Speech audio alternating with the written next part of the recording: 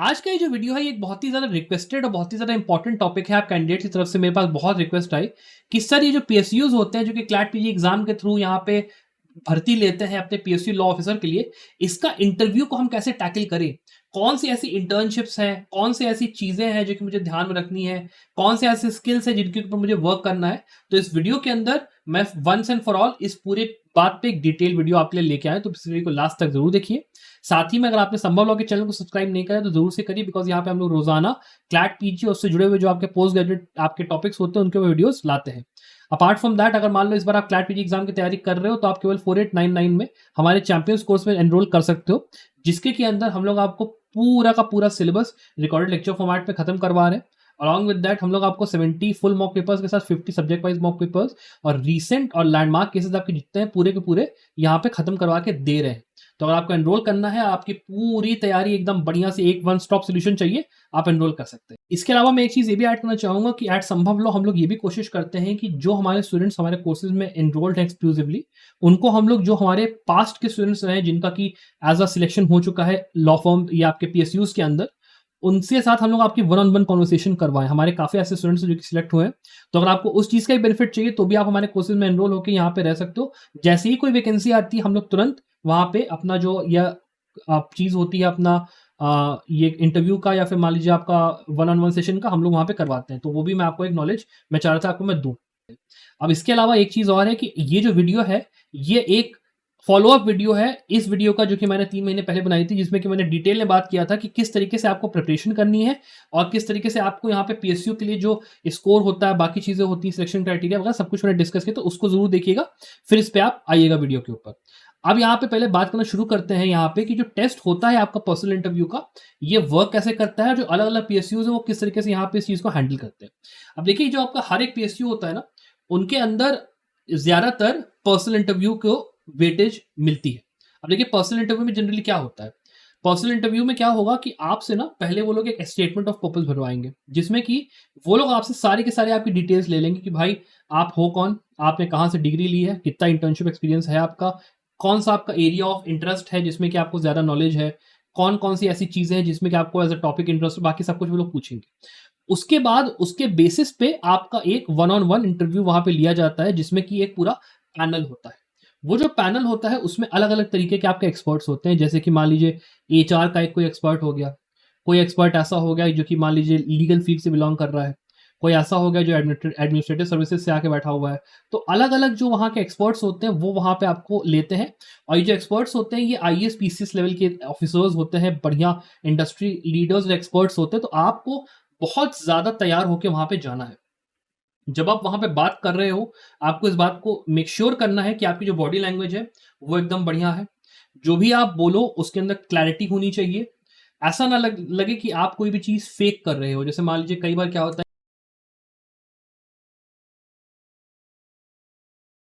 है कि हम लोग इंटर्नशिप्स तो करते हैं, लेकिन हम लोग केवल सर्टिफिकेट वहाँ पे बनवा के चले आते हैं, इंटर्नशिप बस वो कहने के लिए होती है। अगर आप ये गलती वहाँ पे कह कर देते हो कि आपने बता दिया कि भाई मैं फला-फला जगह इंटर्नशिप करके आया, वो लोग उस चीज़ की डिटेल में चले जाएँगे कि भाई कहाँ पे किया, कैसे किया, क्यों किया? तो झूठ मत ही बोलिएगा तो ज़्यादा सही यहाँ पे रहेगा। You have to be very, very certain about it. अब इसके अलावा कि यहाँ पे आपका वर्क एक्सपीरियंस, इंटर्नशिप्स क्या होनी चाहिए, बाकी चीज़ें उसको मैं अभी वीडियो में आगे डिस्कस करूँगा। अभी मैं थोड़ा-सा यहाँ पे जाता हूँ, सेकंड वाला जो आपका पोर्शन होता है, वो होता है ग्रुप डिस्कशन का। अब देखिए कई ऐसे पीएसयूज़ होते हैं जिसमें कि ग्रुप डिस्कशन का पार्ट होता है, कई में ऐसा नहीं होता है। तो आप ये समझ के चलिए कि हो सकता है कि जिस पीएसयू के लिए आप इंटरव्यू देने जा रहे हो, उसमें ये ना हो।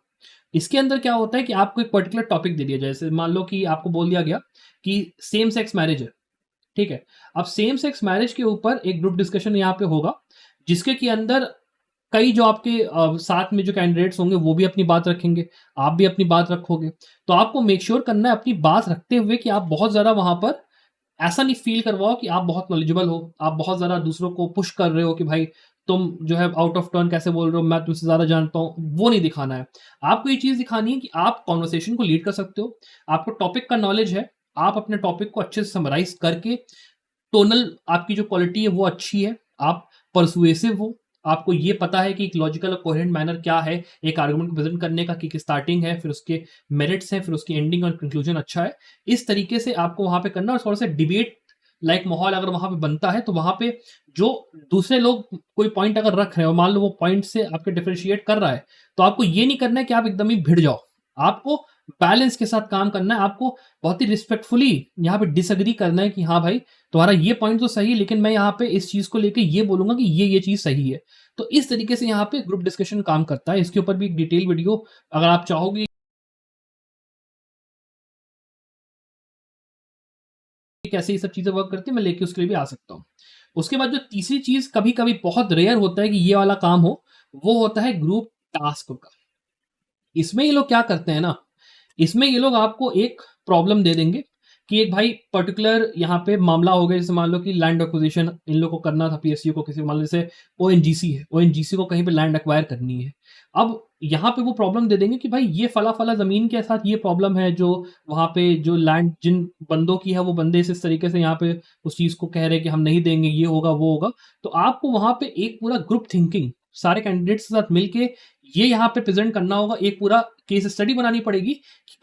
कैसे हम कौन से लीगल आर्गुमेंट्स के थ्रू, कौन से प्रोसेस के थ्रू उस चीज़ को सॉल्व करके वहाँ पे दोगे। वहाँ पे ये चीज़ देखी जाती है कि आपकी जो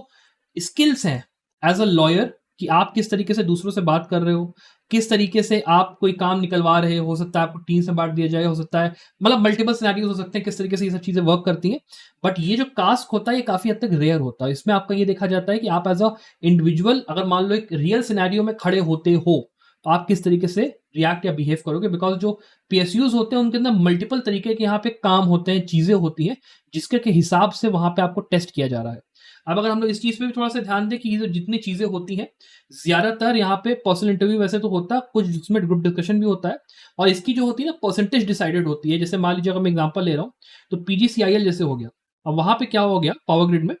कि आपका जो क्लैट पीजी का स्कोर है, उसकी 85% वेटेज होती है, और जो बाकी आपका ये वाला स्कोर होता है आपके ये जीडी और पर्सनल इंटरव्यू का, या मान लो हो रहा है नहीं हो रहा है, उसका आपका केवल 15% मार्क्स का वेटेज होता है। तो आपके लिए ये बहुत ही ज़्यादा इंपॉर्टेंट है कि जब आप क्लैट पीजी एग्जाम दे रहे हो, तो आप कम से कम 85 प्लस स्कोर करके आओ, अगर आप महारत्नास का इंटरव्यू देने जा रहे हो। बाकी जो छोटे-छोटे मिनी रत्नास होते हैं, उसमें भी ये चीज़ें डिपेंड करती हैं। जैसे मान लो अगर हम लोग बात करते हैं इसके अलावा भेल की, भेल के अंदर क्या होता है कि 75% और 85% का आपका कॉम्बिनेशन होता है।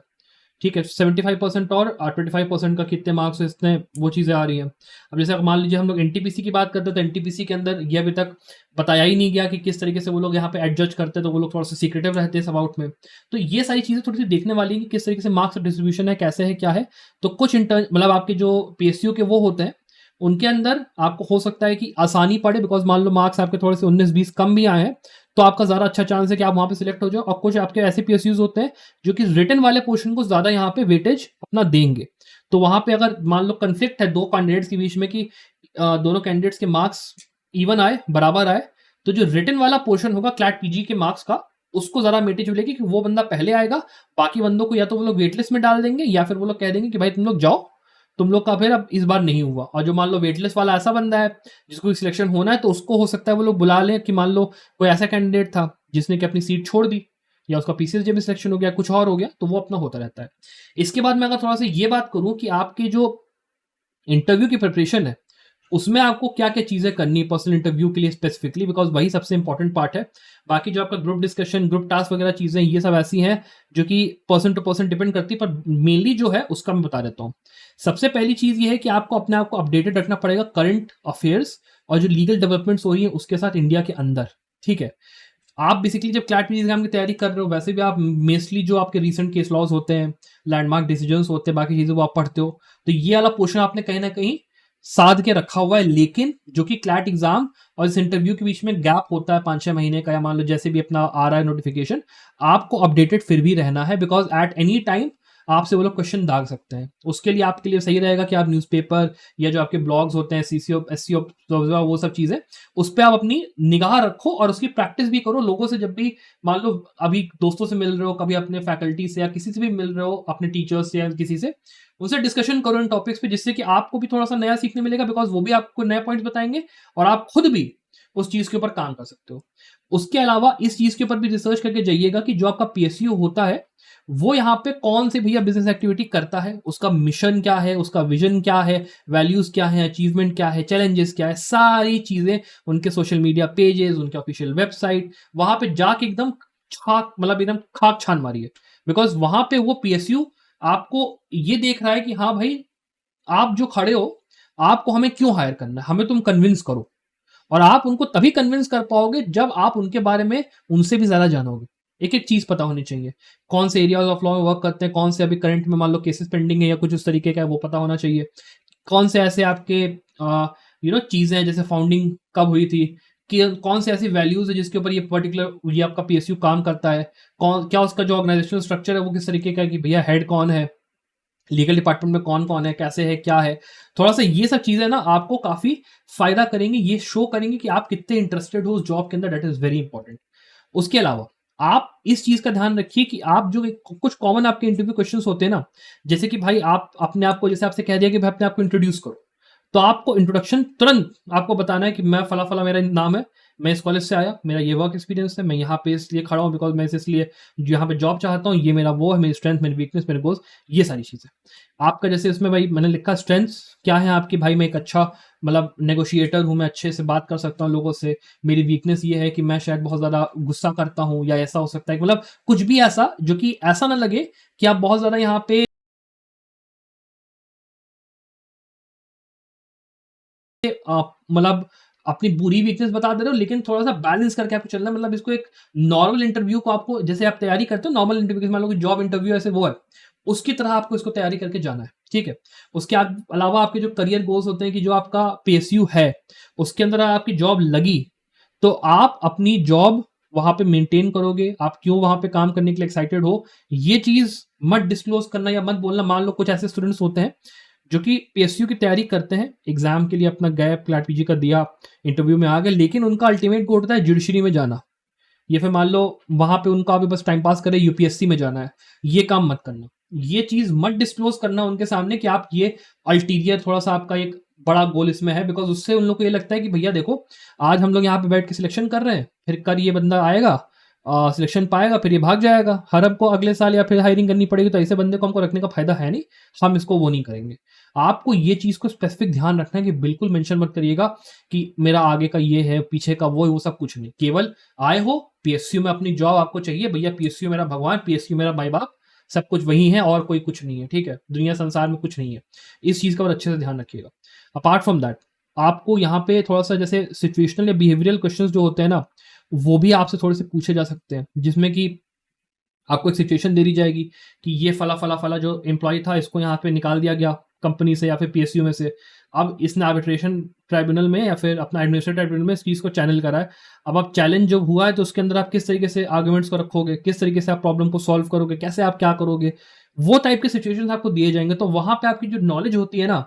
वो भई तगड़े में जो है क्वेश्चन में आएगी। अब इसके अंदर मैं जाऊँगा कि आपका जो इंटर्नशिप एक्सपीरियंस है वो कौन-सा, किस टाइप का, कैसा होना चाहिए जिससे कि आपको इस टाइप के सिचुएशन क्वेश्चंस को आंसर करने में आसानी हो रही है, पूरा बताऊँगा। बट इस चीज़ का ध्यान रखिए कि वहाँ पे इस तरह के क्वेश्चंस पूछे जा सकते हैं। अपार्ट फ्रॉम दैट ऑल्सो, अब जैसे एक पर्सन मैं आपको जैसे मेरी जो बात हो रही थी एक कैंडिडेट से जिनका सिलेक्शन हुआ है,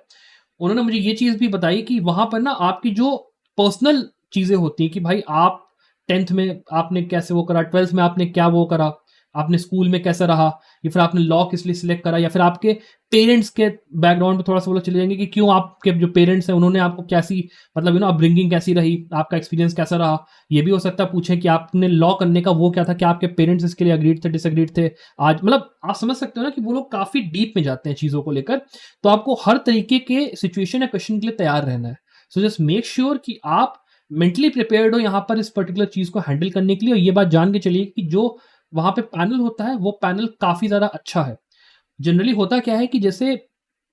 जो कैंडिडेट्स हैं, मान लीजिए अगर 6 वैकेंसीज़ आई हैं, तो वो 6 में से फिर मतलब मान लो 6 में से 3 या 4 आपके जनरल कैटेगरी के, तो इंटू 5 टाइम्स या इंटू 6 टाइम्स वो लोग बुलाएँगे। तो मतलब आपके अगर मान लो टॉप इंडिया में 20 के रैंक है या 30 के रैंक है एआईआर में, तो आपको बुला लेंगे। तो वहाँ पे आपके जैसे 30 और बंदे हैं, जिनको भी वही सेम जॉब चाहिए।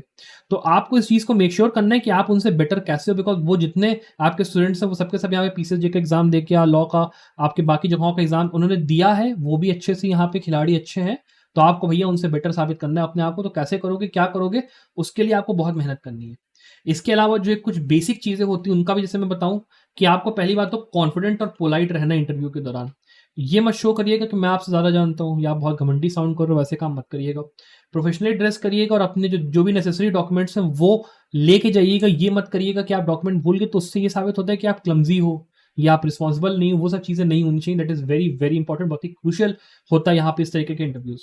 जो भी आपको क्वेश्चंस दिए जा रहे हैं उनको आप जाइए, ध्यान से सुनिए और उनका आंसर क्लियरली और कंसाइज़ली और टू द पॉइंट दीजिए। ज़्यादा बात घुमाने की ज़रूरत नहीं है, ज़्यादा ये साबित करने की ज़रूरत नहीं है कि भाई मुझे देखो इस टॉपिक पे कितना आता है, क्या आता है, नहीं। Just be on the point, be very, very clear, concise and be very polite about it. Apart from that, examples और एविडेंसेस जो होते हैं अपने पॉइंट्स को सपोर्ट करने के लिए, वो आपको थोड़ा से पता हो। अगर कि जैसे मैंने कहा करंट अफेयर्स या लीगल डेवलपमेंट्स आप पढ़ के जा रहे हो, तो आपको मान लो कोई भी ऐसा जज, मान लो आर्टिकल 370 है, अब आर्टिकल 370 के ऊपर अभी सुप्रीम कोर्ट में बहस चल रही है, सब चीज़ें हो रही हैं, आप अगर उसको फॉलो कर रहे हो तो आपको पता है कि कपिल सिब्बल सर ने क्या बोला, किस तरीके के केसेस उन्होंने साइड करे, क्या करा, कैसे करा। तो उस तरीके की जो चीज़ें होती हैं, अगर आप उस चीज़ को अच्छे से पढ़ रहे हो, देख रहे हो, तो कहीं ना कहीं वो पूरा का पूरा आपको उस पर्टिकुलर पॉइंट ऑफ टाइम पे हेल्प करेगा। तो अपने आप को ना काफ़ी वो करो, तैयार रखो उस चीज़ के लिए। अपार्ट फ्रॉम दैट, अवॉइड करो वेग या फिर इनरिलेवेंट आंसर्स को, कि मतलब अगर नहीं क्वेश्चन आ रहा है, नहीं वो समझ में आ रहा है, बोल दो यार कि देखो sir, I would try to learn for that particular thing, मैं आगे कोशिश करूंगा वो करने की। पोलाइटली उनको बोल दो कि मुझे नहीं आता, लेकिन ये घुमा फिरा के आंसर देना या ये इस तरीके के, वो लोग तुरंत पकड़ लेंगे कि आपको ना आता नहीं है, आप बस घुमा फिरा रहे हो, वो मत करना। और उसके बाद जब इंटरव्यू खत्म होता है, बिकॉज ये इंटरव्यू थोड़े से आधे घंटे 45 मिनट चले जाते हैं, तो खत्म होने के बाद जो इंटरव्यूअर्स हैं, जो आपके वो हैं सीनियर, उनको थैंक करके आराम से पोलाइटली फिर रूम के बाहर आइए। ये तरीका होता है यहाँ पे वो करने का। अब इसके बाद जो आखिरी चीज मैं डिस्कस करूंगा वो है आपका इंटर्नशिप एक्सपीरियंस और वर्क एक्सपीरियंस, कि आपका अगर किस तरीके का है और किस तरीके का, अगर मान लो आपका सीवी है, तो आपको वहां पे बेनिफिट होगा। ठीक, सबसे पहले जब आप पीएसयू के अंदर बात कर रहे हो, तो वो ऑब्वियसली एक पब्लिक सेक्टर अंडरटेकिंग है। तो जो ये आपके गवर्नमेंट डिपार्टमेंट्स होते हैं ना, वो किन तरीकों के मैटर्स में डील करते हैं, पहले तो आपको ये जानना पड़ेगा। मैटर्स क्या क्या होते हैं, खास करके इनके एडमिनिस्ट्रेटिव ट्राइब्यूनल से जुड़े हुए काफ़ी मैटर्स होते हैं। बिकॉज इनके जो एम्प्लॉयज़ होते हैं या फिर इनसे जुड़े जो चीज़ें होती है, उसमें काफ़ी लफड़ा होता है, कभी कुछ कभी कुछ, तो वो लोग R80 DR80 वहाँ पे बहुत इन लोगों का मामला रहता है। तो आपको अगर उस तरीके की इंटर्नशिप मिलती जहाँ पे आप एडमिनिस्ट्रेटिव ट्राइब्यूनल्स के अंदर काम कर पा रहे हो, आप लेके जाओ उस इंटर्नशिप को, डेफिनेटली कोशिश करो पकड़ने की। दूसरी चीज़ यहाँ पे वो लोग क्या होता है कि एनसीएलटी और जो आपका आपका जो एपिलेट वाला इसका होता है एनसीएलटी का, उसमें भी उन लोग का केसेस लगे रहते हैं। आपकी जो कंपनी ट्राइब्यूनल होती है, उसके अंदर अगर आपको इंटर्नशिप मिल रही है, then it is very very good. खास करके जो आपके कुछ मिनिस्ट्रीज होती ना, जैसे मिनिस्ट्री ऑफ कॉर्पोरेट अफेयर्स या मिनिस्ट्री ऑफ फाइनेंस या कॉम्पिटिशन कमीशन ऑफ इंडिया, इनके अंदर अगर इंटर्नशिप है तो बहुत ही ज़्यादा बढ़िया होगा। एक बहुत ही तगड़ा एक्सपीरियंस आप दिखाओगे कि भैया देखो, मैंने एक गवर्नमेंट मिनिस्ट्री के अंदर काम करा है, गवर्नमेंट ऑफ इंडिया की वर्किंग्स और उसकी क्या वो चीज़ें मुझे उसको आइडिया है। या फिर इसके अलावा जो आपका और एक चीज़ होती है, वो होती है कि आपकी जो लिटिगेशन होती है ना जनरल, कि आप डिस्ट्रिक्ट कोर्ट में या फिर जो हाई कोर्ट में आप प्रैक्टिस करते हो, सुप्रीम कोर्ट में मान लो किसी जस्टिस के अंदर आप इंटर्नशिप कर पा रहे हो, that is also gonna be very helpful. अगर आपके कनेक्शंस हैं थोड़ा सा, अगर आप वेल स्टैब्लिश्ड हो थोड़ा सा, तो जैसे एक एग्जांपल मैं आपको थोड़ा सा दूंगा कि एक मतलब एक जैसे कैंडिडेट हैं, अगर वो ये चीज़ का थोड़ा सा उनके पास रेफरेंस है कि मैंने इस पर्टिकुलर सुप्रीम कोर्ट के जस्टिस के अंदर फला फला काम करा, तो उससे क्या होता है कि वहां पे जो बैठा हुआ पैनल है वो भी इंप्रेस होता है कि यार ये इस जस्टिस के अंदर काम करके आया है, और ये जो बंदा है ये थोड़ा सा यहाँ पे बेटर उनको, क्योंकि पर्सनल एक देखो एक बायस आ ही जाती है यार, हर मतलब देखो प्रोफेशनल एनवायरनमेंट है वो है, आप भी जानते हो इंटरव्यूज कैसे काम करते हैं, थोड़ा सा यहाँ पे ये सब चीज़ें चलती हैं कि आप अगर मान लो रेफरेंस के थ्रू जा रहे हो, मतलब किसी का बता दे रहे हो कि मैं इसको जानता हूँ इसको जानता हूँ, तो वो भी